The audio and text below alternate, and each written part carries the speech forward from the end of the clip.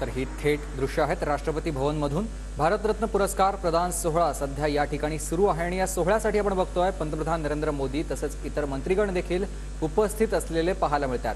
भारतरत्न पुरस्कार प्रदान सोहळा सध्या राष्ट्रपति भवन में शुरू आ गया हो तो अलंकरण समारोह की कार्यवाही समाप्त। धन्यवाद।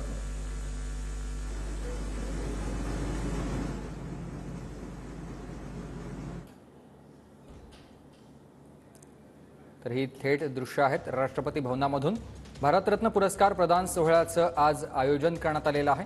या सोहळ्याला आता सुरुवात झालेली आहे। या सोहळ्यासाठी आपण बघतोय सध्या पंतप्रधान नरेंद्र मोदी, अमित शहा, जे.पी. नड्डा तसंच इतर मान्यवर उपस्थित असलेले पाहायला मिळतात। हा सोहळा सध्या राष्ट्रपती भवनात सुरू आहे।